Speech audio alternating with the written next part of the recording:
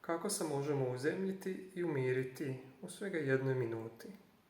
Za početak doslovno zastanimo, stanimo ili sjednimo, zatvorimo oči ako nam to odgovara, stavimo 1 ruku na trbuh i drugu ovdje više na područje prsa ili na srce.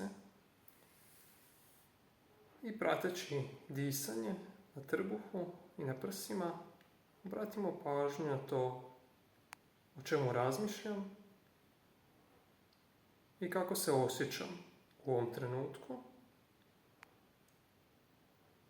Nastavljajući pratiti dah onoliko koliko god vremena imamo i zatim kada smo spremni, otvarajući oči i nastavljajući s našim danom s malo više svježine i prostornosti za sve ono što dolazi.